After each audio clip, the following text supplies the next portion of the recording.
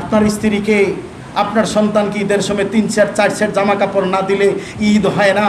আপনি কি একবারও ভাবেন সুদের ঘুষের জন্য পুরুষ মানুষ জীবনে কোনোদিন কাঁদে না? মনে রাখবেন। মহিলা আছে নাকি? আলোচনা তো আবার উল্টা দিকে যাইব। মহিলারা শুধু খামকাম ফাটি বেশি, অধিকাংশ মহিলাদের কারণে কিন্তু পুরুষরা সুদ ঘুষের সাথে জড়িত। খালি এইটা লাগবো, ওইটা লাগবো, ওইটা লাগবো। ওই সাইদের স্ত্রী 1000 স্বর্ণমুদ্রা বিতরণ করে দেয়। মা বোনদেরকে সেই আদর্শ গ্রহণ করতে হবে।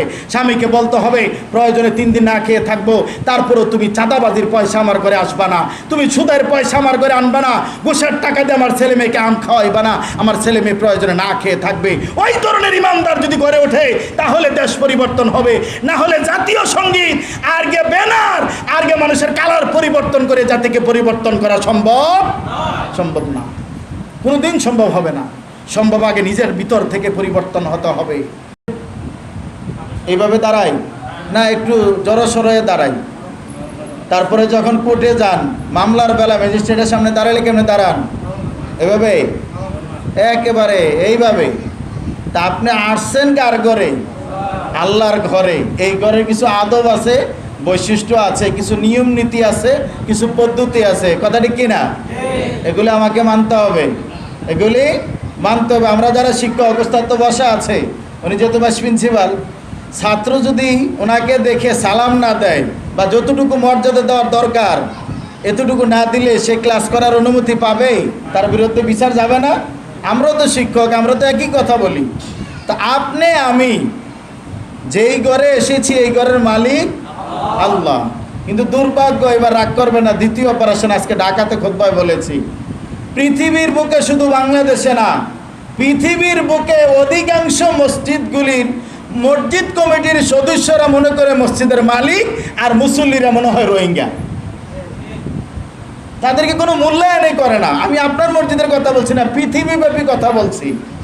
অধিকাংশ মসজিদের দায়িত্বশীলরা তাদের বাপসাপ কথা বলার ধরন দেখলে মনে হয় ওরা মসজিদের মালিক, আর আমরা যারা মুসল্লি আমরা মনে হয় প্রজা, তাদেরকে সার হুজুর হুজুর করতে হবে। এই নীতি থেকে বের হয়ে আসতে হবে। বরং এই পৃথিবীর মসজিদের যারা দায়িত্বশীল, তারা কঠিন দায়িত্বে আছে, তাদের শিক্ষা নেওয়া উচিত। মাদানী সাহেব বসা আছেন, জিজ্ঞাসা করেন আমাদের মুসলমানদের কাছে সবচেয়ে মর্যাদার দিক দিয়ে 2টা শহর সম্মানিত, একটা হলো মক্কা আর একটা হলো মদিনা, নট সৌদি আরব। কথা বোঝার আগে চেষ্টা করবেন, মক্কা এবং মদিনা। কেন? মক্কাকে বাবা ইব্রাহিম আলাইহিস সালামের মাধ্যমে আল্লাহ হারাম ঘোষণা করেছেন, সম্মানিত করেছেন, আর মদিনাকে নবী মুহাম্মদ রাসূলুল্লাহ সাল্লাল্লাহু আলাইহি সাল্লামের কারণে আল্লাহ সম্মানিত করেছেন। এই 2টা আমাদের কাছে সম্মানিত জায়গা, অন্তঃস্থল থেকে আমাদের একটা আকাঙ্ক্ষা থাকে এই জায়গার জন্য। কথা ঠিক কিনা? যারা হিন্দু তাদের জন্য 2টা জায়গা আকাঙ্ক্ষার জায়গা। কোথায় কোথায়? গয়া কাশী, সাথে আর একটা আছে বৃন্দাবন। আমরা যেমন যাই মক্কা মদিনা, তারা যায় গয়া কাশী। আমার প্রশ্ন হলো, ওই সৌদি আরবের প্রেসিডেন্ট, সৌদি আরবের বাদশার লকব লেখার সময় দেখবেন লেখা আছে খাদেমুল হারামাইন, মক্কা মদিনার খাদেম। তো সৌদি আরবের বাদশা যদি লেখে মক্কা মদিনার খাদেম, তাহলে আমাদের দেশের মসজিদ কমিটির হোমরা সোমরাটা, এরা এমনও মসজিদের কমিটি আছে, বেয়াদবি মাফ করেন, আমি ক্ষমা চাই, ফসরাপ করেও পানি লয় না, গ্রামের ভাষা করে মুইত্যা পানি লয় না, এমন ব্যক্তিও মসজিদ কমিটিতে আছে। কিন্তু অনেক দেখা যায় তো দুর্ভাগ্য, 52 দেখি নাই, 47 দেখি নাই, 71 দেখি নাই, 24-এ আল্লাহ এমন দেখাইছে নেতার লগে মসজিদের ইমাম বাড়িয়া ভাগছে। কি যা বাইতুল মুকাররমের ইমাম খুঁজা পাওয়া যাচ্ছে? কথা বলতে ভয় পান কেন? জাতির উপরে কি গজব নামছে আপনি বোঝেন না? নেতা তো ভাগছে, মসজিদের ইমাম বাড়িয়া ভাগছে। এই দুঃখ বলবেন কার কাছে? এই ওয়াজ নিষেধ করে কি হবে বলেন? এই জাতি কবে পরিবর্তন হবে? এই মিম্বার, এটা মসজিদ কমিটির মিম্বার নয়। এই মিম্বার আলেম ওলামারা উত্তরাধিকারের সূত্রে পেয়েছে।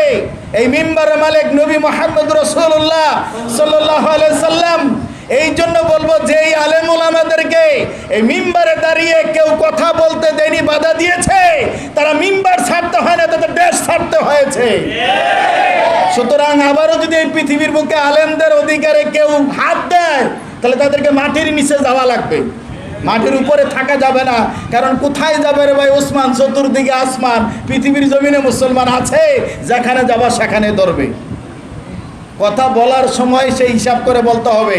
তবে হ্যাঁ, দুর্ভাগ্য, এই মিম্বারে দাঁড়িয়ে যারা কথা বলে আলেম ওলামারাও এক শ্রেণীর ধর্ম ব্যবসায়িক পদলোভী, তারাও তাদের মর্যাদাটা বুঝতে পারে নাই, তাদের মর্যাদা ধরে রাখতে পারে নাই, যার কারণেই অধঃপতন। অধিকাংশ আলেম পারে নাই। সম্মানিত উপস্থিতি, আল্লাহ সুবহানাহু ওয়া তাআলার দয়া, আমরা আমাদের অবস্থা থেকে পরিবর্তন একটা এসেছে। আমরা কথা বলবো, আগেও বলেছিলাম, আজকেও বলি, আগস্টের 2 তারিখে 5 দিনের মোড়ে খুতবায় বলেছিলাম মুমিনের রক্তের দাম আছে, এটার উপরে 1 ঘন্টার উপরে বক্তব্য দিয়েছিলাম। আল্লাহ ভালো জানে, আজকেও ঢাকার খুতবায় বলেছিলাম, এই 5 দিনের মোড়ে কয় মাস হবে ওই যে প্রোগ্রামটা হয়েছিল, 7-8 মাস হবে, ডক্টর আব্দুল্লাহ ফারুক হাফিজুল্লাহ সহকারে আসলো, শহীদুল্লাহ খান মাদানী সহ। আমরা জানি না সেই দিন আমাদের মুখ দিয়ে আল্লাহ কিভাবে কথা বলিয়েছিলেন। বলছিলাম বাংলাদেশের রাজনৈতিক যে পরিস্থিতি, মনে হয় ফিলিস্তিনের হাসপাতাল থেকে ফিলিস্তিনি ভাইয়েরা বাংলাদেশের মানুষের জন্য দোয়া করবে। কিন্তু গত সপ্তাহে যখন পত্রিকায় রিপোর্ট দেখছি, চোখে পানি আসার মতো, যখন কুমিল্লা, নোয়াখালী, লক্ষ্মীপুরে আমাদের তথাকথিত বন্ধুরা, দাদারা যখন পানি ছেড়ে দিয়ে ডুবাই দিল, তারা তখন এই ফিলিস্তিনের মানুষ আপনার ত্রাণ সামগ্রী বাংলাদেশের জন্য পাঠাইছে। এর চাইতে মানে কি ভাষা দিয়ে আপনাকে বুঝাবো, আপনি বুঝতে পারেন? সবচেয়ে কষ্ট লাগে ফিলিস্তিনে যখন হাসপাতালে বোমা মারে, ফিলিস্তিনের এই শিশুদেরকে মেরে দিল। একজন বাবা গিয়ে বলছে আমার সন্তান মারা গেছে, সন্তান দেওয়ার মতন কোনো চেহারা নাই, হাড় হাড্ডি গুস্ত একসাথে নাই। বলছে আপনার বাচ্চার কত বছর বয়স? কেউ বলছে 5, কেউ বলছে 10। একটা 10 বছরের বাচ্চা কত কেজি ওজনের হতে পারে? বস্তা ভরে কিছু গোস্ত ওই যে কুড়াইয়া মাটি থেকে একটা বস্তা দিয়ে দিছে, তার সন্তানকে দিতে পারেন নাই, সন্তানের লাশটা দিতে পারে নাই। এই অবস্থা যাচ্ছে ফিলিস্তিনের। এখন বলাতে মনে দয়া হচ্ছে, অযুবক তোমার ঘরে তো সেই ফিলিস্তিনের কোল্ড ড্রিঙ্কস না খেলে তোমার ভাল লাগে না কেন? সেই ইসরায়েলের পণ্য তোমার ঘরে আছে। তোমাকে ইসরায়েলি পণ্য বর্জন করতে হবে, সাথে সাথে সকল ইন্ডিয়ান পণ্য বর্জন করতে হবে। পণ্য বর্জন করতে হবে। অনেকে বলে পণ্য বর্জন করলে কি হয়? দেখো না, সারা পৃথিবীব্যাপী একটা ঝংকার উঠে গেছে। বিভিন্ন কোম্পানি কিন্তু ব্যবসা গুটানো শুরু করে দিয়েছে। পেপসি কোম্পানিওয়ালা আর কোকা কোলার 10 নেমেছে, যার কারণে বাংলাদেশে অ্যাড দিতে বাধ্য হয়েছে যে এই কোম্পানি এটা ইসরায়েলের না, এটা হলো ভুয়া একটা খবর। রং কালার চেঞ্জ করে, প্যাকেটের লেভেলটা চেঞ্জ করে পাবলিকরে খাওয়ানোর চেষ্টা করে, পাবলিক এখন খায় না। সম্মানিত উপস্থিতি, বলছিলাম আল্লাহ সুবহানাহু ওয়া তাআলাকে ভয় করুন। ওয়াজ নসিহত বহু হয়েছে, আলেমদেরকে দমিয়ে রাখা হয়েছে। 1947 সালে দেশ ভাগ হয়েছে।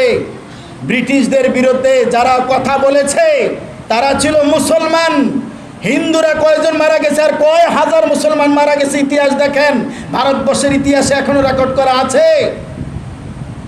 এবং এই মুসলমানদের মাঝে সবচেয়ে বেশি মারা গিয়েছিল আহলে হাদিসের সন্তানরা। আজকে আহলে হাদিসদেরকে মনে করে মানে বর্ষার পানির সাথে, বন্যার পানির সাথে ভেসে আসছে খড়কুটার মতো, ভুলে গেলে চলবে না।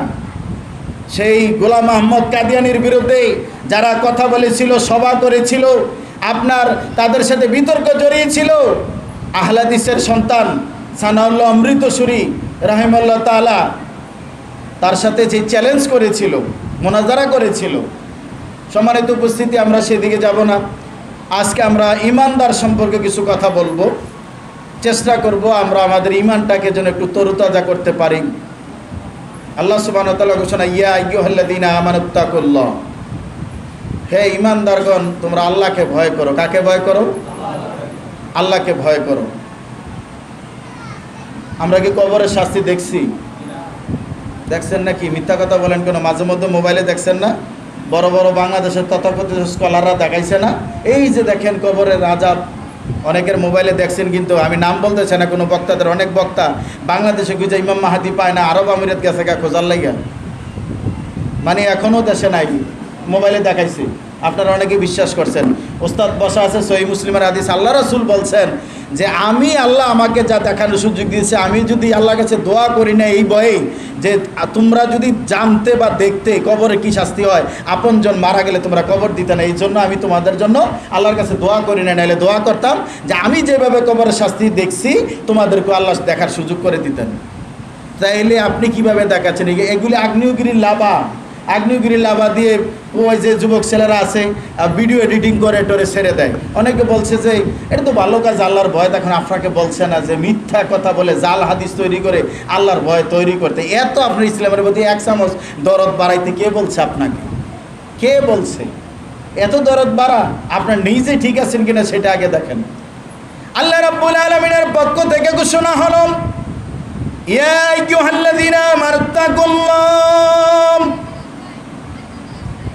যারা আল্লাহকে না দেখে, কবরের শাস্তি না দেখে, জাহান্নামের শাস্তি না দেখে, হাসরের মাঠের দৃশ্য না দেখে, এগুলিকে কোরআন সুন্নাহর আলোকে কথা শুনে আলোচনা বুঝে আমরা আল্লাহকে ভয় করে আমরা ঈমান আনলাম। আল্লাহ সুবহানাহু ওয়া তাআলা এই আয়াতের ভিতরে কোনো হিন্দু, বৌদ্ধ, খ্রিস্টান, নাস্তিককে বলে নাই, বলছে ঈমানদারদেরকে আল্লাহকে ভয় করার জন্য। ঈমান এনে কি বিপদে পড়লাম তা দেখা যায় না? কিন্তু আল্লাহ সুবহানাহু ওয়া তাআলা তারপরে বলছেন হাক্কা তুকাতিহি, ভয় করার মতো ভয় করো, যথার্থ ভয় করো। বাস্তবে দেখা যায় দিনের বেলা ভয় করে, রাত্রিবেলা চুরি করে। দিনের বেলায় মানুষের সামনে সাধু সাজে, তসবির দানা হাতে, ঠিক আছে, টুপি পাঞ্জাবি ঠিক আছে। রাত্রিবেলা হইলে জনগণের টাকা আত্মসাৎ করে, সব টাকা বিদেশে পাচার করে, ঠেকায় পড়লে ধুতি পাঞ্জাবি পরে কপালে সিঁদুর দিতেও দেরি করে না, দাড়ি কামাইয়া, কথা ঠিক কিনা? মানুষ বিপদে পড়লে ধর্ম মানে না। অধিকাংশ মানুষ ধর্ম মানে নিজের পক্ষে মানার জন্য।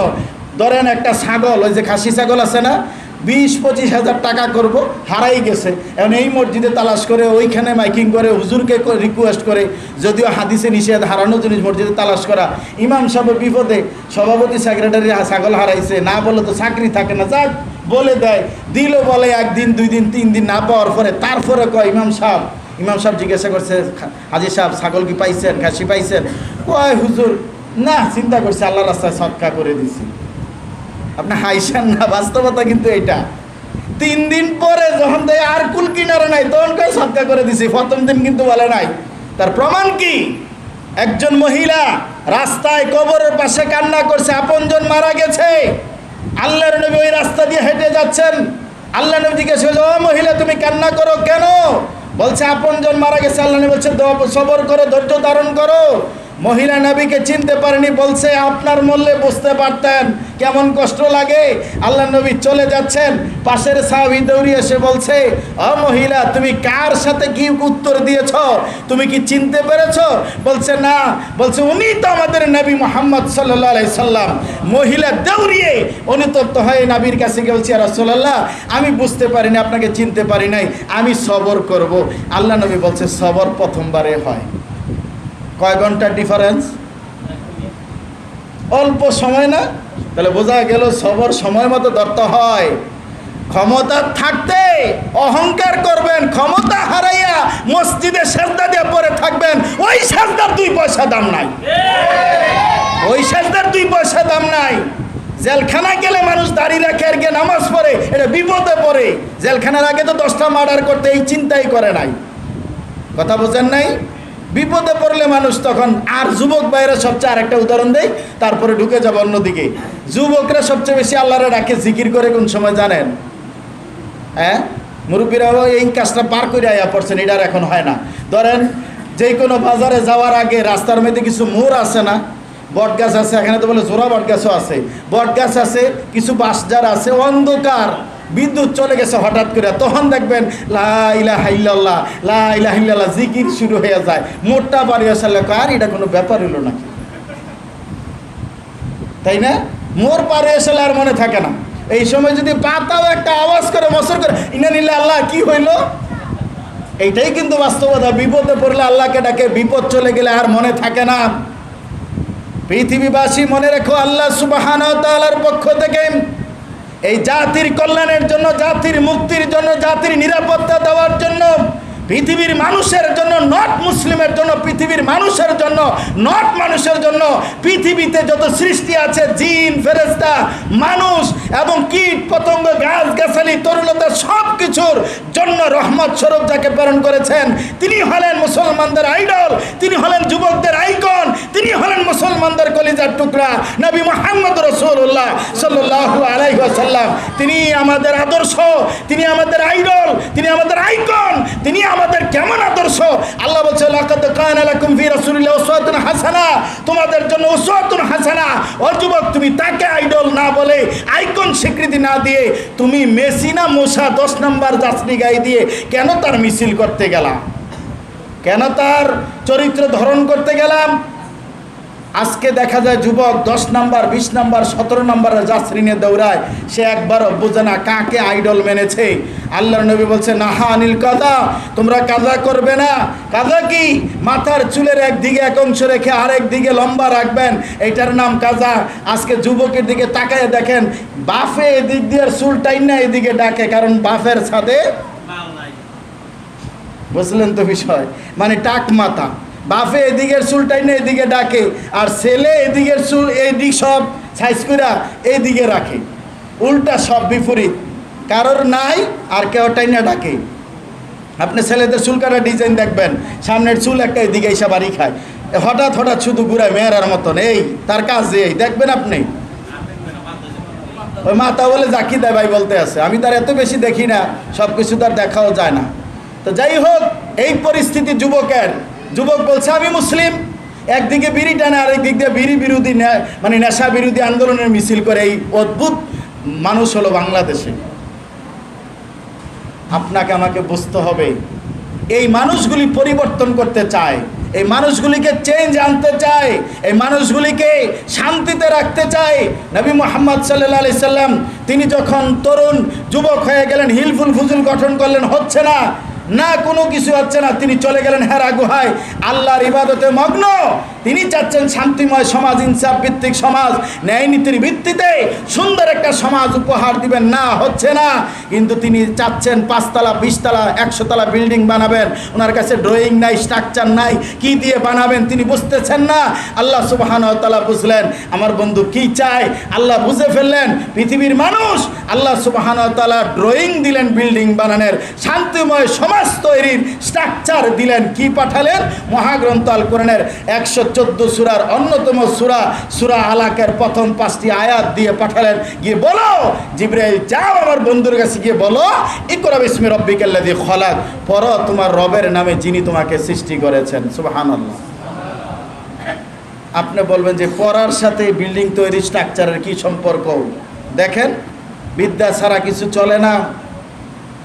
আল্লাহ সুবহানাহু ওয়া তাআলা মহাগ্রন্থ আল কোরআনের 47 নম্বর সূরা, সূরা মুহাম্মদের 19 নম্বর আয়াতে বলছেন ফাআলাম আন্নাহু লা ইলাহা ইল্লাল্লাহ, তুমি জানো আল্লাহ ছাড়া কোনো সত্যিকার অর্থে মাবুদ নেই, ইলাহ নেই, কেবলমাত্র তিনি। এইটা তুমি জেনে বুঝে স্বীকৃতি দাও। আল্লাহ রাসূল কি বললেন? তলাবুল ইলমি ফারিদাতুন আলা কুল্লি মুসলিম, প্রত্যেক মুসলমান নরনারীর উপর জ্ঞান অর্জন করা ফরজ, জ্ঞান অর্জন করা ফরজ। ও যুবকেরা, তোমরা কিছুদিন আগে যাদের হেমিলনের বাসিওয়ালার কিছু মজার কথা বলেছিল, এমন পটর পটর বক্তাদেরকে নিয়ে ঘুরেছিলা, ওই বক্তারা বলছিল যুবকেরা লেখাপড়া করে দরকার নাই, আসো জিহাদের ময়দানে নেমে যায়, রোডে গাড়ে বোমা ফুটাই। তাদের ঝংকার কথা বলছে এই কাগজের টাকা চলবে না, আবার মাহফিল করার পরে কিন্তু ঠিক 70-80 হাজার না দিলে যায় না। এই বক্তাদের পিছনে গুল্লা। যখন ছাত্ররা মাঠে আন্দোলন করলো, তখন এই পটর পটর বক্তা একটারও খুঁজা পাওয়া যায় নাই। পাইছেন? দেখেন নাই কয়টারে? কয়টার নাম বলবো? একটা হলো ওসামার ভিতরে, কি নাম, পুরো নাম কি জানি, হ্যাঁ, আরেকটা হলো, আরেকটা কার এখন তো কার নাম বলছি, প্রথমে ইশারা দিছি, আদনান। মাশাআল্লাহ, আমার উস্তাদি ভালো জ্ঞান রাখে, যুবকরা বলতে পারলো না কেন? আবু তোহা আদনান। এরা আজকে কোথায়? সে বলছে আমি একটু লেখাপড়া নিয়ে ব্যস্ত ছিলাম। ওরে পিটানের দরকার ধইরা, যদিও এই কাজ আপনারা করতে যাইয়েন না। সবাই যদি সব এলাকার এরকম পিটাপিটি শুরু করে দেন, ওই যে ছোটোবেলা থেকে একটা মুরব্বীরা বলতে পারবো, ভালো মুরব্বী তো খুঁজে এখন পাওয়া যায় না, কি আপনার ওই মসজিদে গেলে বা কোথাও গেলে দেখবেন মানুষ একটু ঘুমায়, তন্দ্রা আসে না? তো হঠাৎ করে একজনের উপরে পড়ছে। তো সমাজে একটা কুসংস্কার চালু আছে যে কারোর উপরে যদি পড়ে তাহলে কিন্তু তার শরীরের যত রোগ ব্যারাম আফত বিপদ আছে ওর শরীরে গেছে গা। নাউজুবিল্লাহ জালেক। তো আগের মুরব্বীরা এটা করতো, তাহলে উত্তর কি করতে হইব? ওইটা একটা লাথি দিতে হইব, তাহলে তারটা আবার তার শরীরে ফিরাইয়া পড়তে হইব। তেমন মসজিদে মনে করেন মুরব্বী মানুষ, ও দাদা মসজিদে বসান না, ছেলে পিছনের সারিতে, নাতি আরেক সারিতে বসা। এখন হঠাৎ করে পাশের একজন ধরেন এরকম করে দাদার উপর পড়ে গেছি, তো দাদা তো ভাবছে হ্যাঁ হ্যাঁ তার সব মানে আফত বিপদ রোগ বেমার তো আমার উপরে পালাইছে, একটু আগায় বসেন, অনেকে আছে একটু বসার সুযোগ দেন, আগায় বসেন, আপনাদের সমস্যা হয় না তো। তো এখন হঠাৎ করে যে পড়ছে ও উইটা সেরা জুমার খুতবা দিতেছে খতিব সাহেব, ও উইটা দিছে একটা আস্তে করে লাথি। তেন হে তো ইয়াং মানুষ, ও লাথি দিছে মুরব্বী মানুষ, হে দিছে মুরব্বীরে দুইটা, হ্যাঁ দিছে আরে ফিসের শাড়ি দিছে ওর ছেলে বসা, কি রে আমার বাবার লাথি দিছে, হে হেরে দিছে ইয়া তিনটা। ওই নাতি দিছে তাইয়া আমার ভাইয়েরে আমার বাপেরে দিছে তিনটা, হে ইচ্ছা মতন দিছে। আর মসজিদে কি নামাজের অবস্থা আছে না কিছু লাইতে লাইতে শুরু হয়েছে, মনে হয় যেন আর্জেন্টিনা ব্রাজিলের ফুটবল খেলা শুরু হয়ে গেছে। কুসংস্কার মানুষকে কোথায় নিয়ে যায়, পরিস্থিতি কিন্তু এই জায়গায় আসলে তো এটার কোনো ভিত্তি নাই যে লাথি দিতে হইব।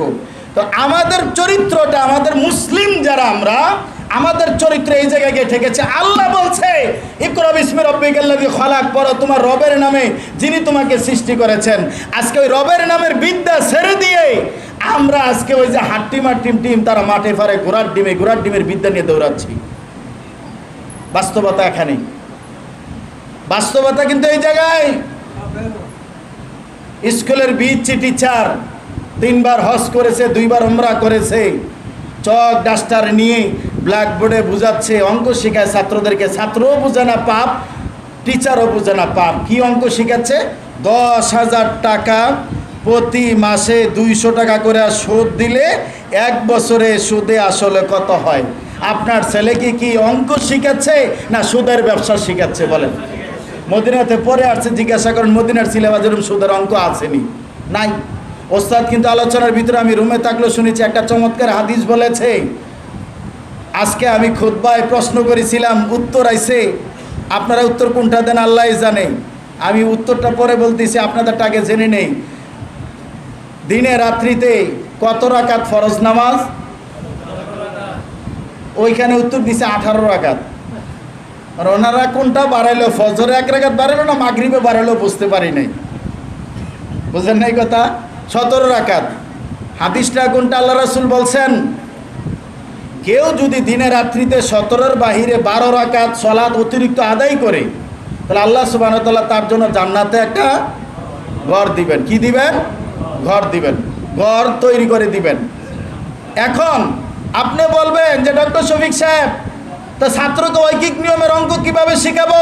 এই জন্য তো 10,000 টাকা বা 20,000 টাকার 100 টাকা সুদে 1 বছর পরে কত হয় এইভাবে ঐকিক নিয়মের অঙ্ক শিখায়।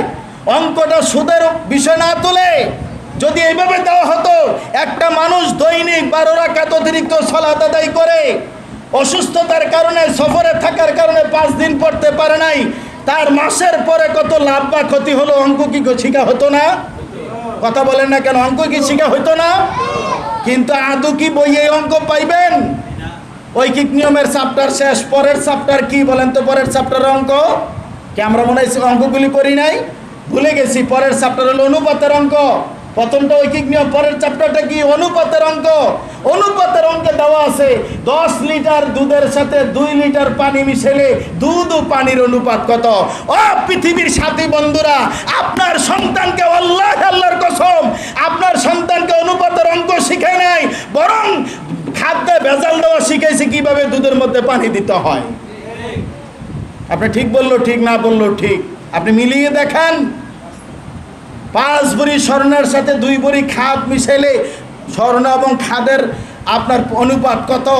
ছাত্র ব্রেন নিচে কয় জীবনে ব্যবসা করলে হয় স্বর্ণের ব্যবসা করবো আর নাহলে দুধের ব্যবসা করবো, কারণ দুধের ব্যবসা করলে কোনো বুঝি নাই, খালি বালতিতে দিলেই হইব, বুঝলেন না? সাদা তো দেখা যায়। যার কারণে কোনো এক বাজারে এক মুরব্বী দুধ নিয়ে গেছে, এখন অধিকাংশ মানুষ দুধের সাথে পানি মিশায় না। এই কথার সাথে আপনারা কি একমত? একমত? দুধে পানি মিশায় না, কি কর? দুধের সাথে পানি মিশায়। আমাদের ওস্তাদের চাইতে আরো মুরব্বী একজন মানুষ দুধ নিয়ে গেছে 1 বালতি, ম্যাজিস্ট্রেট বাজারে নামছে, আপনার মিটার ছাড়ছে, ছাইরা দেখে যে উঠছে দুধে পানি আছে। বলছে চাচা আপনি কি দুধে পানি মিশাইছেন? বলছে আল্লাহে আল্লাহর কসম স্যার আমি দুধে পানি মিশাই নাই। ম্যাজিস্ট্রেট ভদ্রলোক মানুষ, শিক্ষিত মানুষ, বিসিএস ক্যাডার।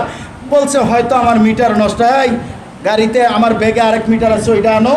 আইনা আবার ডুবাইছে, ডুবাই দেখছে দুধে পানি আছে। চাচা দুধে তো পানি আছে। আল্লাহে আল্লাহর কসম আমি দুধে পানি মিশাই নাই। ম্যাজিস্ট্রেটের দয়া হয়েছে, মুরব্বী মানুষ তো, বলতেছে না মনে হয় আমার মেশিনটাই নষ্ট, আরেকটা আনো। আরেকটা আনছে, 3টা আনার পরও দেখা যায় মিটারে উঠে গেছে, দুধে পানি আছে।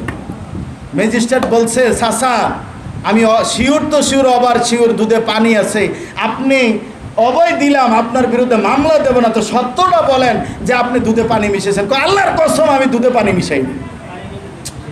ম্যাজিস্ট্রেট তো বিপদে পড়ছে, তো কয় ঘটনাটা কি? দুধে তো পানি আছে। কয় আমি দুধের সাথে পানি মিশাই নাই, পানির সাথে দুধ মিশাইছি। আপনি হাসতেছেন মানে কি? কয় দুধ দোয়ানের আগে বালতিতে আগে পানি নিছি, তারপরে দুধ দোয়াইছি। ওর তো কথা ঠিক আছে, টেকনিক দেখছেন? আমি দুধে পানি মিশাই নাই, বরং পানির মধ্যে দুধ মিশাইছি। এই প্রতারণা কি চলবে? আপনি তো বলছেন ইমানদার। আল্লাহর নবী চলে গেলেন বাজারের ভিতরে, স্তূপ করা খাদ্য হাত ঢুকিয়ে দিলেন, ঢুকিয়ে দিয়ে ভিজা মাল দেখে আল্লাহ রসুল বলছেন এগুলি কি? ব্যবসায়িকরা বড় চালাক, বলছে ইয়া রাসূলুল্লাহ গতকালকে বৃষ্টি হয়েছে। আল্লাহ রসুল বলছে বৃষ্টি হলে বৃষ্টির এই ভিজা মালগুলি উপরে রাখলে না কেন? মান গাসসা ফালাইসা মিন্না, যেই ব্যক্তি প্রতারণা করে সে আমাদের দলের অন্তর্ভুক্ত নয়। পৃথিবীবাসী মনে রেখো ইমানদার কাকে বলে? আব্দুল্লাহ বিন হুজাইফা, সাহাবীর নাম কি? আব্দুল্লাহ বিন হুজাইফা। ওমরে ফারুক খলিফাতুল মুসলিমিন আমিরুল মুমিনিনের সময়ে রোমক সম্রাটের, সেই সময় সম্রাটের সাথে একটা জিহাদ হয়, যুদ্ধ হয়। খলিফাতুল মুসলিমিন আমিরুল মুমিনিন ওমরে ফারুক সেনাপতি হিসাবে নাম ঘোষণা করলেন আব্দুল্লাহ বিন হুজাইফা। আব্দুল্লাহ বিন হুজাইফাকে নেতৃত্ব দিয়ে পাঠিয়ে দিলেন। ওই দিক দিয়ে রোমক সম্রাট তার বাহিনী রেডি করে নসিয়া করলেন, এ রোমের বাহিনীরা শোনো, তোমরা মুসলমানদের বিরুদ্ধে জয়ী হইবা না পরাজিত হইবা এটা আমার দেখার দরকার নাই, ড্যাম কেয়ার, আমি এটা পরোয়া করি না। কিন্তু তোমাদের একটা কাজ আছে। সম্রাট কি করতে হবে? বলছে তোমরা, আমি অনেক আগে থেকে শুনেছি মুসলমানের অন্তর, মুসলমানের বলে ইমান অনেক শক্ত। এরা বলে সামনের দিকে এগিয়ে যায়, ওরা বলে পিছন দেয় না। আমি মুসলমানদের ইমান দেখতে চাই, কয়েকজন মুসলমান বেঁধে নিয়ে আসবা, বন্দি করে নিয়ে আসবা, আমি মুসলমানদের ইমান দেখব। কি দেখবে? ইমান দেখবে। আর আমরা আজকে কি দেখছি? ছেলে বিয়ে করাইব, আগে কোন মেয়ের চামড়া সুন্দর এইটা দেখছি। আর মেয়ে বিয়ে দেব কার মুস বড়, ফ্যাট বড়, তালাওলা সালাওলা, সরকারি চাকরি করে, সে আর মেড ইন ক্যামেরুন হোক, সমস্যা নাই, চোখ একটা না থাক, হাত না থাকলেও চলবো, সরকারি চাকরিজীবী হইতে হইব, তাই না? এটাই হলো বাস্তবতা। সে যতই মানে তো হুজুর ভালো দেখে একটা ছেলে দেখেন, আমার মেয়ে তো বিয়ে দেবো, মোটামুটি ভালো আছে। কয় কেমন ছেলে চান? ভালো ছেলে চাই। কয় যে এমন একটা ছেলে আছে মাদ্রাসা থেকে আমিল পাস বা কোরআনে হাফেজ বা মদিনা থেকে পড়ে আসছে। কয় সরকারি চাকরি করেনি? কয় না। কয় সরকারি চাকরি না হলে হইব না। তাহলে তার শর্তটা কি? কথা বলে না। শর্ত কি? সরকারি চাকরি। তাহলে কিসের ভালো ছেলে চায়?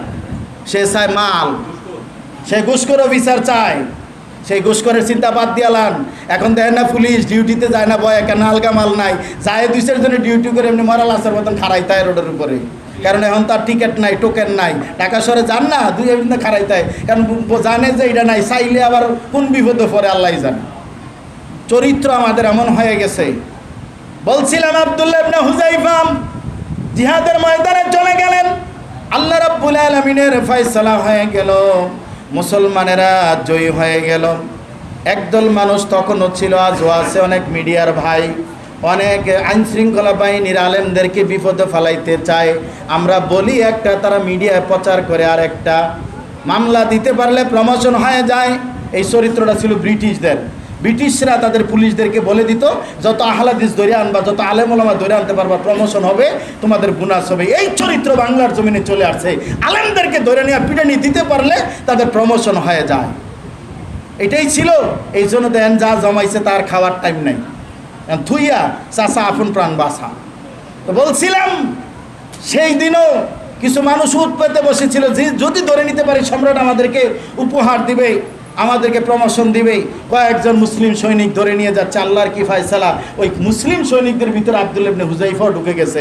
মানে তারা তো আর সেনাপতি চিনে না, ওইটাই হয়তো আল্লাহ পাকের ফয়সালা চলে গেল। এর মাঝে অপ্রাসঙ্গিক বলতে হয়, যারাই ভারত প্রীতি করো, পাকিস্তান কোনোদিন বাংলাদেশের শত্রু ছিল না, শত্রু বানানো হয়েছে। যেমন ভারতও কোনোদিন বাংলাদেশের বন্ধু ছিল না, ভারতকে বাংলাদেশের বন্ধু বানানো হয়েছে। এবার প্রশ্ন হলো, বলবেন যে তাইলে কি আপনি ৭১ অস্বীকার করেন? না, ৭১ অস্বীকার করছিলাম। পাকিস্তান থেকে বাংলাদেশ স্বাধীন হওয়ার কারণে আপনি যদি পাকিস্তানে শত্রু মনে করেন, তাহলে আপনার দাদাই তো লন্ডন থেকে, ব্রিটিশ থেকে স্বাধীন হইল, তাহলে এখন মাঝে মধ্যে জেলখানায় পড়লে পুলিশের বাড়ি খেলে দৌড়ে আবার সেই লন্ডনে আশ্রয় নিতে যান, ওইটারে বন্ধু ভাবেন কেন? কেন আবার বন্ধু ভাবেন? আর আমি মনে করি, হিন্দু হিসাবে রবীন্দ্রনাথ ঠাকুরকে আমি কিছু বলতে চাই না। অনেকে মনে করবে আপনারা মুসলমান, এই জন্য হিন্দু হিসাবে বলেন না। তো প্রশ্ন হলো, যদি রবীন্দ্রনাথ এখন বেঁচে থাকতেন, ওর বিচার হওয়া দরকার ছিল, ফাঁসি হওয়ার দরকার ছিল। কারণ ব্রিটিশরা কিন্তু 1906 সালে, তাই না, আপনার 1906 সালে ওরা ব্রিটিশ ওই কলকাতা থেকে, পশ্চিমবঙ্গ থেকে পূর্ব বাংলাকে আলাদা করতে চেয়েছিল। রবীন্দ্রনাথের মতন কিছু কুচক্রী মহল দেয় নাই, তাইলে আমাদের আর পাকিস্তানের সাথে যুদ্ধ করতে লাগতো না, আমরা এমনি স্বাধীন হয়ে যেতাম। কথা ঠিক কিনা? এই ইতিহাস অনেকে জানেন, একটু খুঁজে দেখান। ও যুবক ভাইরা, রবীন্দ্রসঙ্গীত না শুনলে পেটের ভাত হজম হয় না। তুমি ঢাকা ইউনিভার্সিটির ছাত্র, তুমি জাতির কলঙ্ক। সেই রবীন্দ্রনাথ ঠাকুর সভাপতি হয়ে একাধিকবার বৈঠক করেছে যে পূর্ববঙ্গের চাষাভূষাদেরকে কিসের ইউনিভার্সিটি দিবে, দেওয়া লাগবে না। তিনি নিজে নাথান কমিটির সভাপতি ছিলেন। ঢাকা ইউনিভার্সিটির ইতিহাস পড়ো যুবক, তুমি অবাক হবা। যার পিছনে নাচো, ওই নবাবরা যদি আজকের বর্তমান বাজারে কয়েক হাজার কোটি টাকা, আজকে বুয়েট দাঁড়িয়ে আছে তাদের জায়গার উপরে, ঢাকা মেডিকেল দাঁড়িয়ে আছে তাদের জায়গার উপরে, ঢাকা ইউনিভার্সিটি দাঁড়িয়ে আছে তাদের জায়গার উপরে, আজকে তাদের নাম কেউ চিনে না। ওই রবীন্দ্র সরোবরে তোমরা নাম চিনো? ওরা বিরোধিতা করেছে, মুরব্বীদেরকে জিজ্ঞাসা করেন, উনি বিরোধিতা করেছিল। বলছিলাম, হ্যাঁ, রবীন্দ্রনাথকে সম্মান করব, শ্রদ্ধা করব, তার লেখনী, তার বক্তব্য, তার সাহিত্যের দিক থেকে আমরা অস্বীকার করব না। কিন্তু প্রশ্ন হলো, রবীন্দ্রনাথ আমার সোনার বাংলা, আমি তোমায় ভালোবাসি, যে এই বাংলা চেয়েছে, আর এই বাংলাদেশ এক জিনিস নয়। কথা বোঝার চেষ্টা করেন। আমার সোনার বাংলা মানে হলো এই পূর্ব বাংলা এবং পশ্চিম বাংলা। সে চেয়েছে এই বাংলাদেশ যেন কলকাতার সাথে থাকে। আমরা কলকাতার সাথে থাকতে চাই, তো আমরা তো স্বাধীন দেশের মানুষ। তাহলে ঠিক আছে, রবীন্দ্রনাথের কথা মতো কলকাতা আমাদেরকে দিয়ে দেওয়া হোক, আসাম আমাদের দিয়ে দেওয়া হোক। আপনি ম্যাপ দেখেন, ম্যাপ অনুযায়ী কথা বলেন, দিয়ে দেন, তাহলে আমার সোনার বাংলা, আমি তোমায় ভালোবাসি, সব ঠিক আছে। কিন্তু যেই নেতারা এখন দুই কথা বলে, আমার সোনানা বাংলা, আমি তোমায় ভালোবাসি, চান্স পাইলে, আমেরিকার টিকিট পাইলে দৌড় মারে। কিসের বাংলা বলে? আমি ছাত্রের ইন্টারভিউ নেওয়ার সময় জিজ্ঞাসা করলাম, জাতীয় সঙ্গীতের প্রথম 2 লাইন গাও। বলছে, আমার সোনার বাংলা, আমি তোমায় ভালোবাসি। আমি বললাম, সত্যি কি ভালোবাসেন? কয়, জি স্যার ভালোবাসি। আমি কই, যদি আমেরিকা বা ব্রিটেন যাওয়ার চান্স পান, গ্রিন কার্ড, অস্ট্রেলিয়া, কানাডা যাইবেন? কয়, স্যার কি বলেন, অবশ্যই যাব। তো এই মাত্র না বলেন আমার সোনার বাংলা, আমি তোমায় ভালোবাসি, তাহলে দেশ থুইয়া যাবেন কেন বিদেশ? আরে রাজনৈতিক নেতারা তো ওরাই আমাদেরকে শিখাইছে যে নিজেও দেশে বিয়ে করে না, নিজের ছেলেরে বিয়ে করেছে বিদেশে, মেয়ে বিয়ে দিয়েছে বিদেশে। এই ধরনের নেতারা আমাদের সামনে সোনার বাংলার গান শোনায়, তাই না? কষ্ট লাগে। আমরা বলছি আলেমুলামারা, আমরা আলেমুলামার রাসূলের উত্তরসূরি, ওয়ারিসের সূত্রে আমরা বলছি এই দেশে আমরা ফাঁসি হলো, ওই দেশে দালালি করেছি, অবশ্যই দালালি করি। আমরা আল্লাহর কথা বলতে গিয়ে কোরআন হাদিসের দালালি করি, আল্লাহর কথা বলি, নবীর কথা বলি, ইসলামের কথা বলি, মানবতার কথা বলি, ইনসাফের কথা বলি, ন্যায়ের কথা বলি, হকের কথা বলি। অতএব এই আল্লাহর কথা বলতে গিয়ে, কোরআন হাদিসের কথা বলতে গিয়ে যদি ফাঁসির কাস্টে ঝুলতে হয়, একবার নয় 10 বার ঝুলতে রাজি আছি ইনশাআল্লাহ। সেই রোমক সম্রাটের সামনে যখন রাজদরবারে মুসলমানদেরকে নিয়ে যাওয়া হয়, ইমানদার কাকে বলে অবাক হয়ে যাবেন। তখনই তাদেরকে জামাই আপ্যায়ন, একেবারে ভালো ভালো খাবার খাওয়ানোর চেষ্টা করা হচ্ছে। আব্দুল্লাহ ইবনে হুযাইফা চালাক, তিনি বুঝতে পারলেন যে নিশ্চয়ই এখানে একটা কিন্তু আছে। আমরা শত্রু জেলখানে থাকবো, কিন্তু রাজদরবারে কেন আবার এত সুন্দর খাবার? আব্দুল্লাহ ইবনে হুযাইফা ডাক দিয়ে বলছে, ও রোমের সম্রাট, এত সুন্দর করে আপ্যায়ন করার কোনো প্রয়োজন নাই। আব্দুল্লাহ ইবনে হুযাইফা, কি বলতে চাও? রোমের সম্রাট, আমাদেরকে মুক্তি দিয়ে দিন, আমরা মদিনায় চলে যাব, আমাদেরকে ছেড়ে দিন। রোমের সম্রাট বলছে, হ্যাঁ ছেড়ে দেব, তোমাদের কিছু করতে হবে না, শুধু ছোট্ট একটা কাজ করবা। বলছে, কি কাজ করতে হবে বলেন? বলছে, তোমাদের কিছু করতে হবে না, শুধু তোমাদের ইমানে কালেমা লা ইলাহা ইল্লাল্লাহ এটা ছেড়ে দিয়ে আমাদের খ্রিস্ট ধর্ম গ্রহণ করবা, তবে আমি তোমাদেরকে ছেড়ে দেব। আব্দুল্লাহ বিন হুযাইফা সেই দিন সিংহের মতন গর্জন দিয়ে বলেছিল, ও রোমের কুত্তা, শুনে রাখো, তুমি আমাদেরকে জামাই আদর করে রাজপ্রাসাদে এনে, রাজ দরবারে এনে খাওয়াইয়া প্রলোভন দেখাচ্ছ, মৃত্যুর ভয় দেখাচ্ছ, জীবন দিতে প্রস্তুত আছি, ইমান বিক্রি করতে রাজি না। আল্লাহু আকবার। তখন বলছে রোমের সম্রাট, যে বুঝতে পেরেছি জীবনের মায়া করছো, এখন ইমান ছাড়লে কোথায় যাইবা, কোথায় খাইবা। শোনো, আমি রোমের সম্রাট, কোরআনে একটা সূরা আছে না, সূরা রোম, সেই রোম বলছে, আমি রোমের সম্রাট, অর্ধেক রোম রাজত্ব তোমাকে দিয়ে দেব। আমার ঘরে একটা মেয়ে আছে, সুন্দরী মেয়ে, তুমি যদি ইমান ত্যাগ করো তাহলে আমার মেয়েকে বিয়ে দেব, তার মানে ভবিষ্যতে আমি মারা গেলে পুরো রোমের সম্রাট তুমি হয়ে যাবা। আব্দুল্লাহ বিন হুযাইফা ডাক দিয়ে বলছো, রোমের সম্রাট শুনে রাখো, মেয়ে বিয়ে দিয়ে লোভ দেখাইয়া, রাজ্যের রাজা বানানোর প্রলোভন দেখাইয়া আমাদেরকে তুমি ইমান থেকে টলাইতে পারবা না রে রোমের সম্রাট। যেই মানুষটাকে ওসওয়াতুন হাসান আদর্শ হিসাবে গ্রহণ করেছি, যাকে আইডল আইকন মেনে নিয়েছি, যেই মানুষের চেহারা দেখেন, যেই মানুষের আদর্শ দেখেন, যেই মানুষের চালচলন দেখেন, যেই মানুষের ওঠা বসা দেখেন, যেই মানুষের মানবতা দেখেন, যেই মানুষের ইনসাফ দেখেন, যেই মানুষের বিচার দেখেন, যেই মানুষের চলাচল দেখে, ভিতরে থেকে ঘোষণা দিয়েছিলাম, আশহাদু আল্লা ইলাহা ইল্লাল্লাহু ওয়া আশহাদু আন্না মুহাম্মাদান আবদুহু ওয়া রাসূলুহু। ওই মানুষটাকে ছেড়ে দিয়ে তোমার রাজত্ব নিতে পারি না, প্রয়োজনে জীবন দেব, তবু আমরা ইমান বিক্রি করব না, তবু ইমান বিক্রি করব না। সংক্ষিপ্ত আকারে বলতে হয়, তখন সম্রাট অর্ডার দিছে, তাদেরকে জেলখানায় নিয়ে যাও, আবদ্ধ করে রাখো, দেখবো আমি তাদের ইমান কি জিনিস, আমি দেখব। খাওয়া বন্ধ, পানি বন্ধ, ইতিহাস প্রমাণ করে কাতর হয়ে গেছে, মনে মারা যাবে। ডাক্তার পাঠিয়েছে, দেখো তো কি অবস্থা মুসলমানদের। ডাক্তার গিয়ে বলছে, সম্রাট অবস্থা ভালো না, হয়তো মারা যাবে, তাই নাকি, তাড়াতাড়ি খাবার দাও। কি খাবার? গোস্ত বুনা করে নিয়ে আইছে।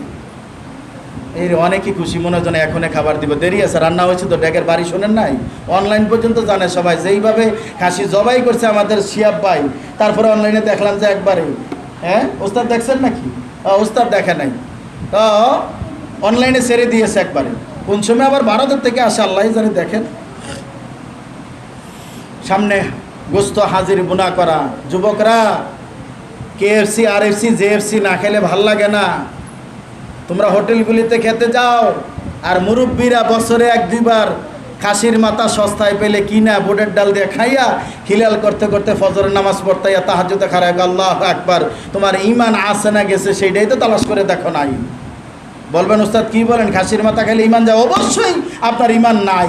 কারণ কি, আমাদের পার্শ্ববর্তী যারা ভাই আছে, যারা হিন্দু, তারা কিন্তু মনসা দেবীর পূজা করে। মনসা দেবীর ওই যে সাপের যে কাহিনী, বেহুলা লক্ষিন্দরের কাহিনী, ওইখানে পূজা করতে হলে পাঠা বলি দিতে হয়। কি দিতে হয়? পাঠা বলি। আর আমাদের যেমন হুজুর আছে, হিন্দুদের কি আছে? ঠাকুর।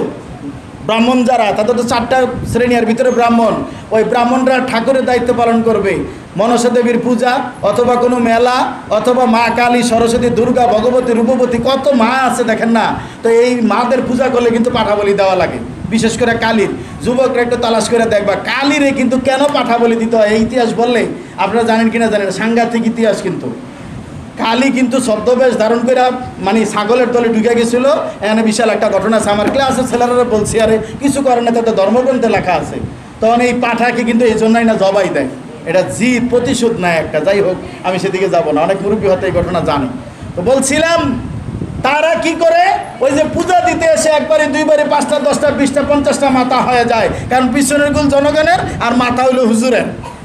তেমন এই মাথাগুলি কি করবে, এত মাথা খাওয়া যায়?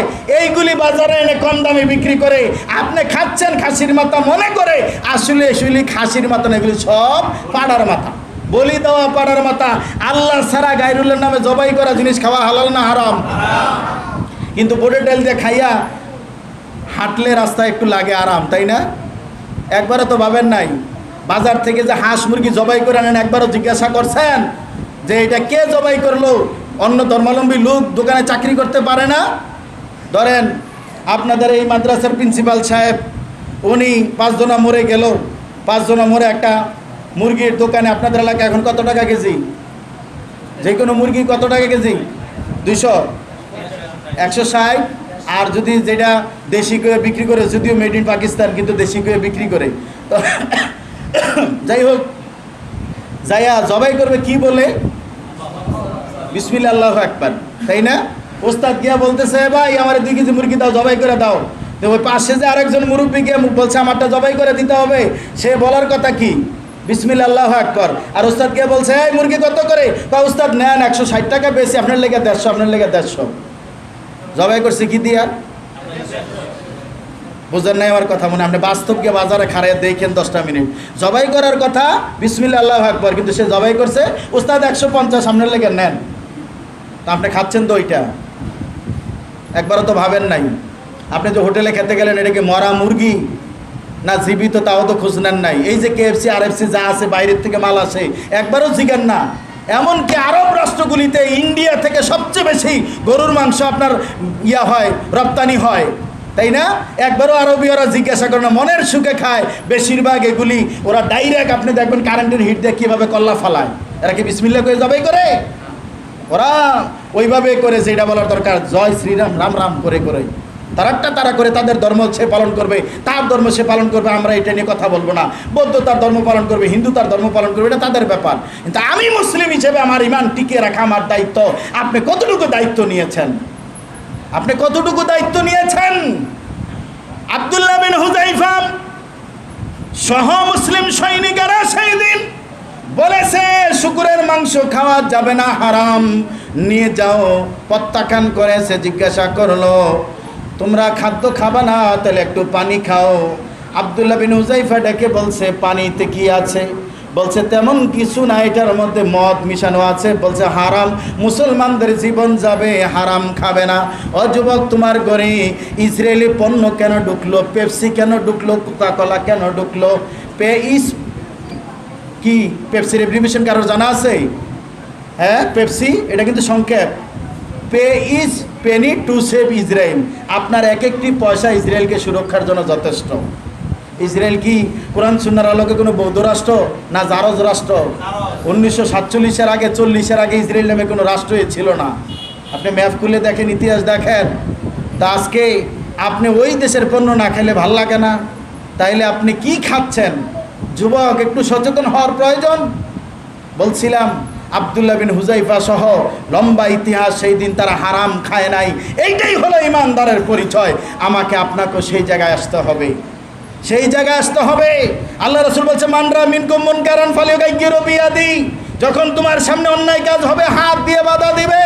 ফাইন লাম ইয়াস্তাতি, যদি সামর্থ্য না রাখো, ফাবিল লিসানি, মুখ দিয়ে বাধা দিবে।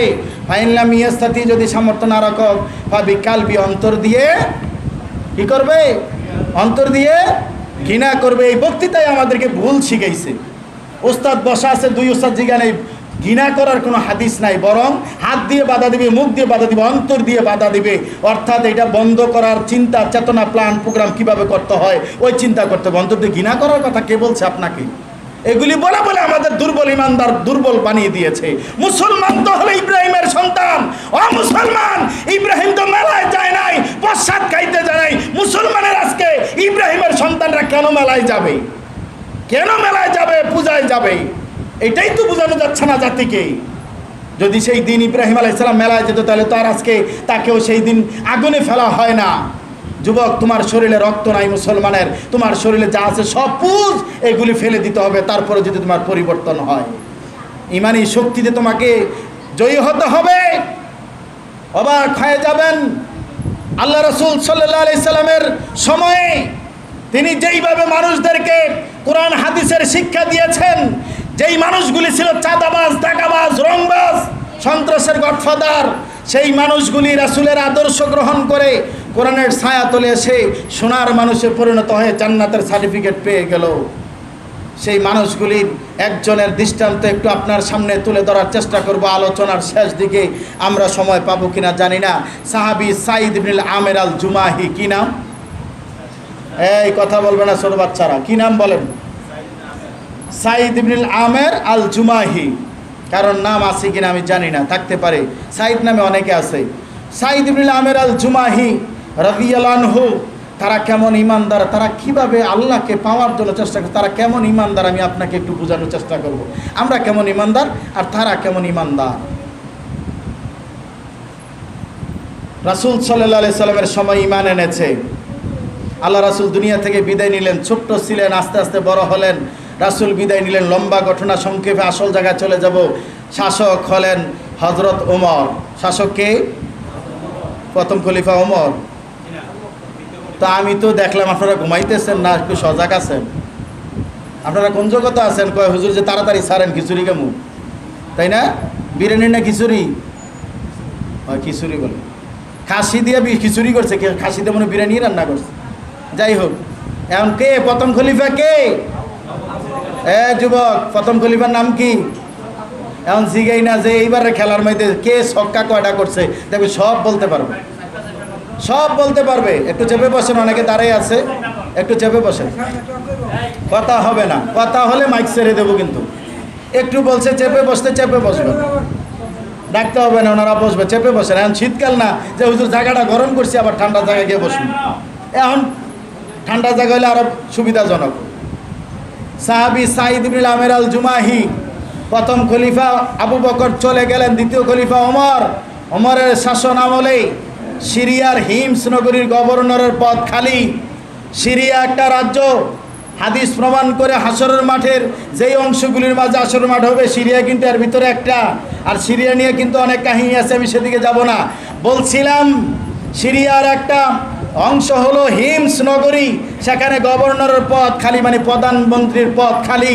সেখানে মেসেজ আসছে, খলিফাতুল মুসলিমিন আমিরুল মুমিনিন গভর্নর নিয়োগ করুন।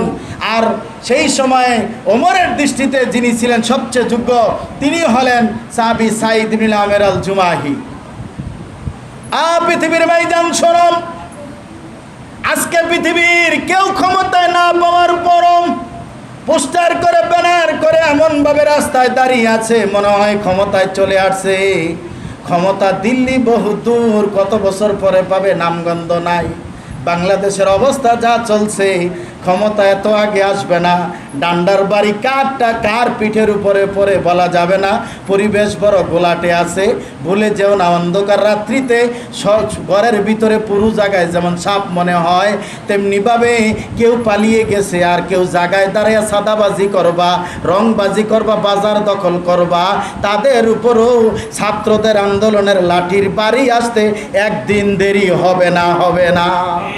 অপেক্ষা করেন, শুধু খালি একটু সামলাইয়াল নেই, অপেক্ষা করেন। সাদাবাজের ঠ্যাং ভাঙবো, খবর আছে, সব রিপোর্ট হচ্ছে, সব রিপোর্ট হচ্ছে। কেউ দেখবেন খাইয়া নাচবো, ছাগলের বাচ্চা 3 নম্বরটা না খাইয়া নাচে, এরকম না খাইয়েও কেউ নাচা লাগবে। তো বলছিলাম,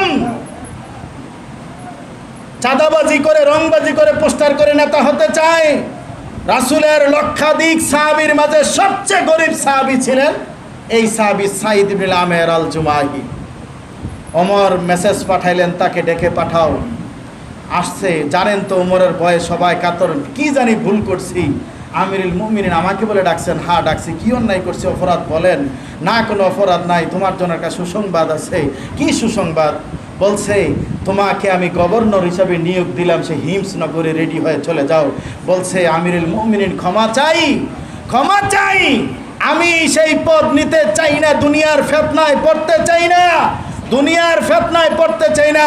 ওয়ালাইকুম আসসালাম ওয়া রাহমাতুল্লাহ। আমি এই পদ নিতে চাই না, ক্ষমা করবেন। ওমর বলছে, হাকিম নড়বে তো হুকুম নড়বে না। আমি যাকে যোগ্য মনে করেছি তাকে পাঠিয়েছি, তৈরি হয়ে চলে যাও। দিন যায় রাত্রি যায়, ওর পজিশন নিয়ে শহর নিয়ে চলে যায়, মদিনা থেকে শত শত মাইল দূরে সিরিয়ার জমিনে চলে গেল। দিন যায় রাত্রি যায়, হঠাৎ করে কিছু যুবক চলে এসেছে, মানুষ ঘুরতে ঘুরতে মদিনায়। তোমরা কারা? ওমর জিজ্ঞাসা করছে, অমুক এলাকার। ঠিক আছে, উনি একদিন জিজ্ঞাসা করলেন, তোমরা কারা? বলছে, আমরা সিরিয়া থেকে এসেছি। সিরিয়ার কোন এলাকা? হিমস নগরী। হিমসের কি অবস্থা? অভাব অনটন, মানুষ আনতে পারলে খায়, নাহলে খাইতে পারে না। ইন্নানিল্লাহ, এত অভাব। বলে, হ্যাঁ। তোমরা কতজন এসেছে? এতজন এসেছি। দিচ্ছে, ঠিক আছে সরাইখানা যাও, খাওয়ার ব্যবস্থা হয়ে গেল। তোমাদের মাঝে লিডার কেডায় দেখা করো, ইতিহাস প্রমাণ করে তাকে বলছে তোমাদের এলাকার 100 জন গরিব মানুষের একটা তালিকা দাও, যারা গরিব মদিনা থেকে কিছু দান করা হবে। একটা তালিকা করে আমিরুল মুমিনিন ওমরের হাতে ধরাই দিছে। ওমর চিন্তা করলেন, একটু খুলে দেখি। পৃথিবীর ভাইজান শোনো, মুসলিম ইমানদার কাকে বলেন? যে উমরের নাম শুনলেন বাকি মহিষে এক গাড়ি পানি খাওয়ার চিন্তা করেন। আল্লাহর নবী বলছে, রে উমর, তুমি এমন উমর, তুমি যদি এক রাস্তায় আসো, মিস্টার ইবলিস আরেক রাস্তা ধরে তোমাকে দেখলে ভয় পায়। তুমি এমন উমর। বুখারী মুসলিমের হাদিস প্রমাণ করে আল্লাহর নবী মহিলাদেরকে দার্স দিচ্ছেন, ইলম শিক্ষা দিচ্ছেন। যেই না একজন বলছে উমর আসতেছে, মহিলারা কাপড় গুটাইয়া অমনি দৌড়ি শুরু করে দিয়েছে। এই সেই উমর।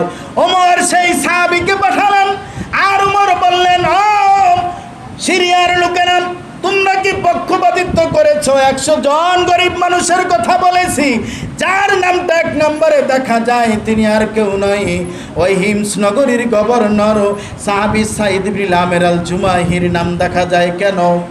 বলছে, আমিরুল মুমিনিন ওমর, পক্ষপাতিত্ব করি নাই, আমাদের খাবার না থাকলে আরেকজনের কাছে যাই, কিন্তু আমাদের গভর্নর খাবার থাকলে খায়, না হলে উপোস থাকে, কারোর কাছে চায় না। তিনি আমাদের প্রধান গভর্নর, খলিফাতুল মুসলিমিন ওমর, তিনি আমাদের সেই নেতা। ওমর চিন্তা অস্থির হয়ে গেল, আমার নেতার এই অবস্থা। সাথে সাথে একটা চিঠি লেখলেন, 1000 স্বর্ণ মুদ্রা দিয়ে একটা প্যাকেট বানাইয়া পিএসকে বলছে দৌড়িয়ে যাও, এগুলো ওমরের পক্ষ থেকে হাদিয়া গভর্নর সাঈদ ইবনে আমেরের জন্য। কার জন্য? আমাদের আলেমদেরকে অনেকে হাদিয়া দেয় না? হাদিয়া পেলে আমরা কি বলি? আলহামদুলিল্লাহ বলি, তাই না? কি খুশি, ওমকে হাদিয়া দিছে।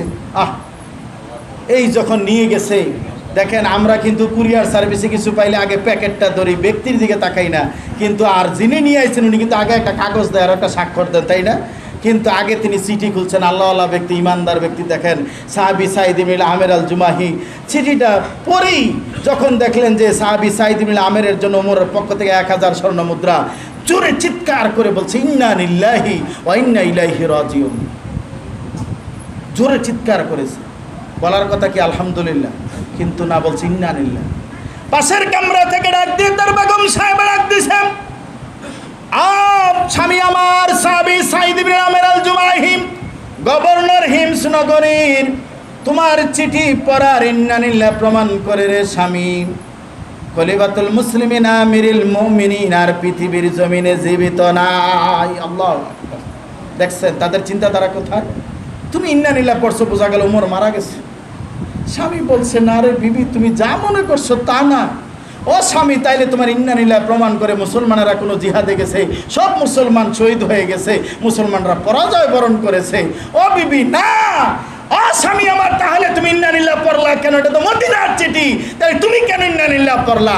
ও বিবি, আমি দুনিয়ার ফিতনায় পড়েছি, আমি বিপদে পড়েছি, তুমি আমাকে কথা দাও, কসম করে কথা দাও, তুমি আমাকে বিপদে সাহায্য করবা কিনা, হেল্প করবা কিনা। ও স্বামী, আনতে পারলে খাই, না আনলে উপাস থাকি, তোমার বিরুদ্ধে কোনো অভিযোগ নাই, মক্কা মদিনা থেকে চলে আসলাম, সিরিয়াতে এসে অভাবে আছি, কোনো অভিযোগ নাই, আপনি বলেন কি কথা দিলাম, আপনি বিপদে আছেন, আমাকে বলেন, আমি হেল্প করব।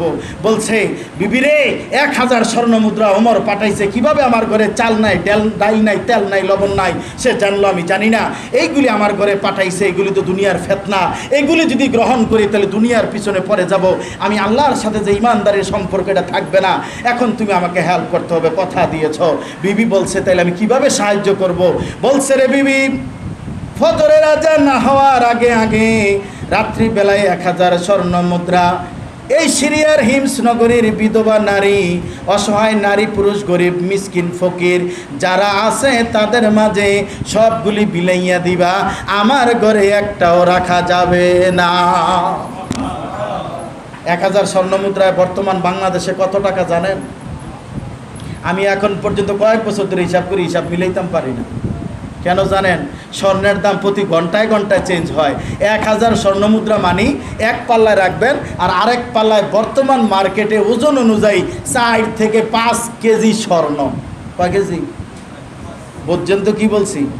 5 ভরি বলি নাই, 4 থেকে 5 কেজি স্বর্ণ এক পাল্লায় দিবেন, এর বিপরীতে 1000 স্বর্ণ মুদ্রা।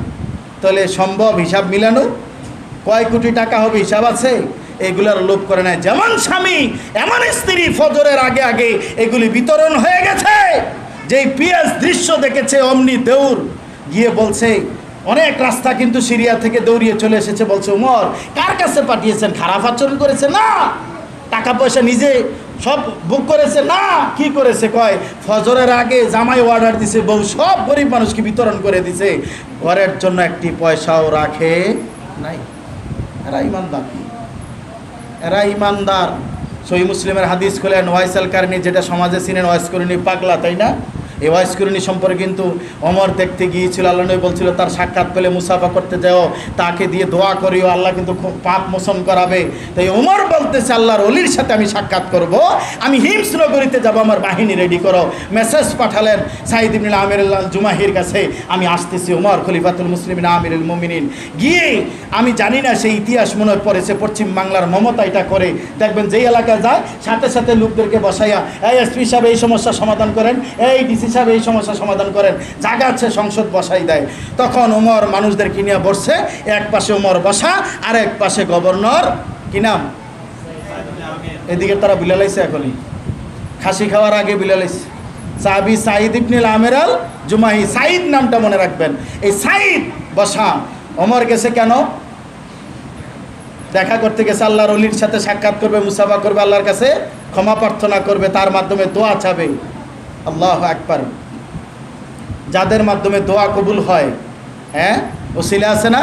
এই ওসিলার মধ্যে একজন কিন্তু ইমানদার ব্যক্তির কাছে যাওয়া, ওস্তাদের কাছে যান, কথা বলেন, হাতিয়ে নিয়ে যান। আমরা তো যাই হুজুর, খালি পানি ভরাইয়া দেন, খালি বোতল পানি ভরাইয়া, ফোরার কয় না যে 10টা টাকা দিয়ে গেলাম এক কাপ চা খাই, আর খালি ফ্রি।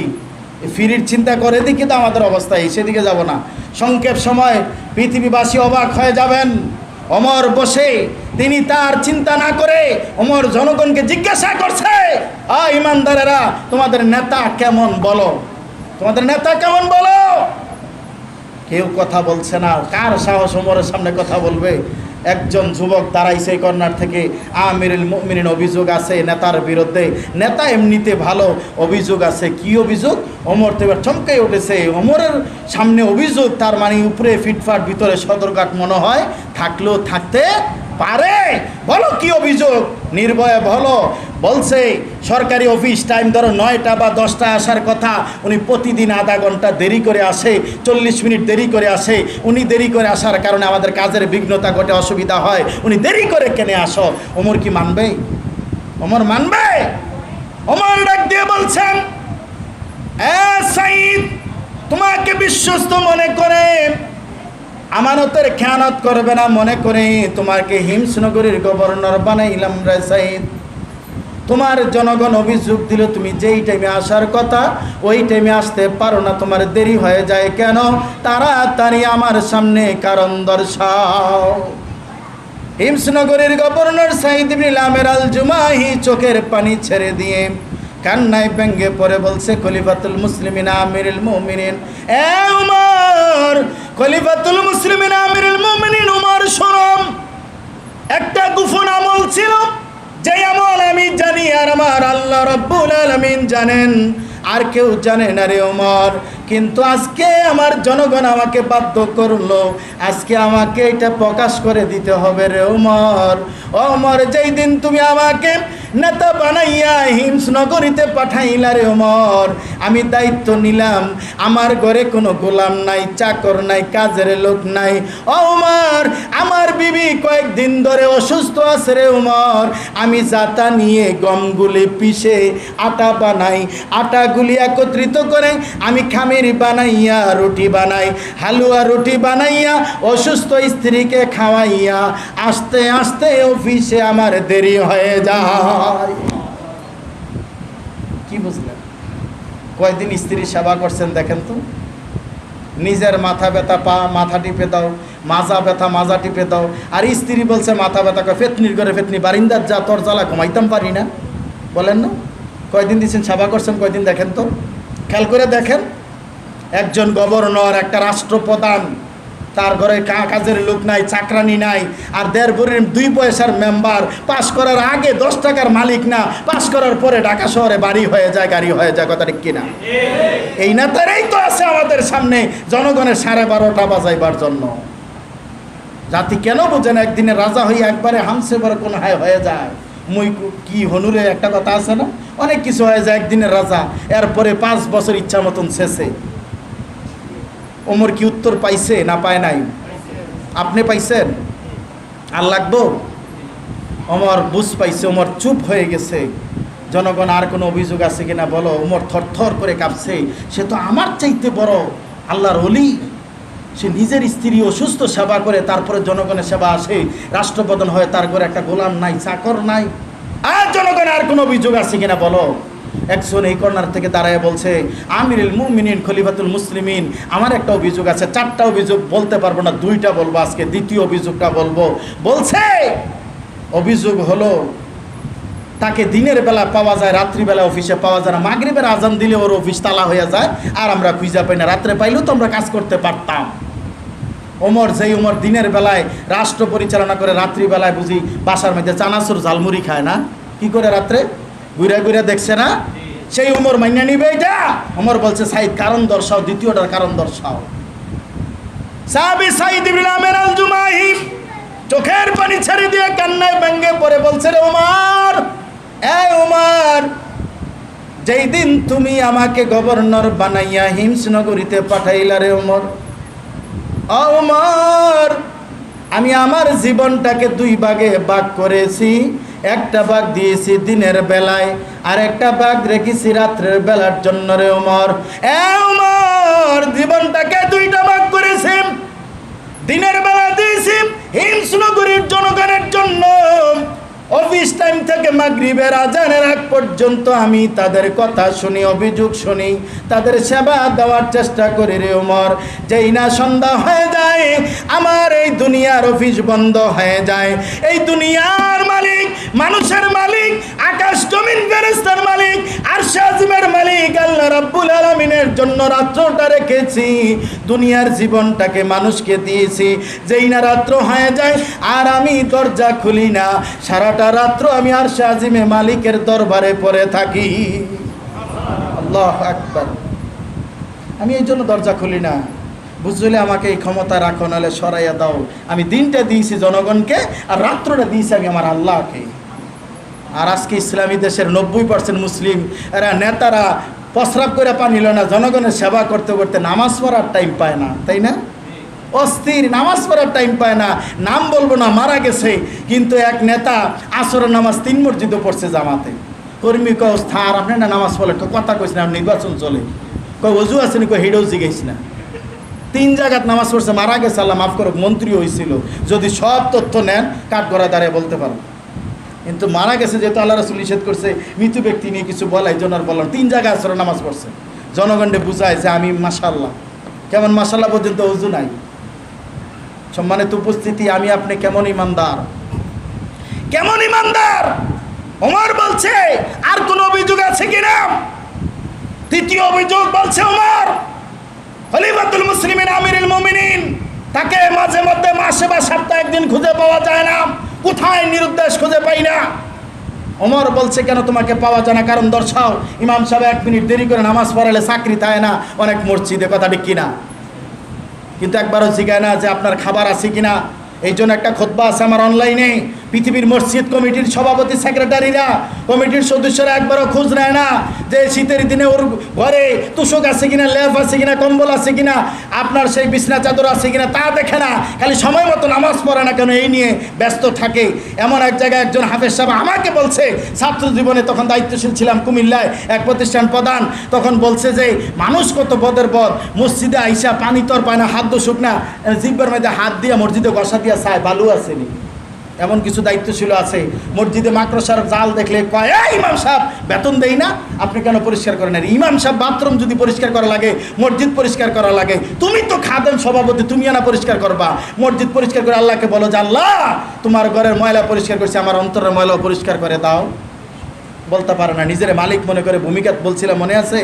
কমিটির সদস্য নিজের মালিক মনে করে, আর ইমাম মুসল্লি তাদের কি মনে করে, কি রোহিঙ্গা রোহিঙ্গা মনে করে, ওরা মালিক। তো এরকম মাঝে মধ্যে মালিক এখনই অনেক মসজিদের সভাপতি সেক্রেটারি খুঁজা পায় না।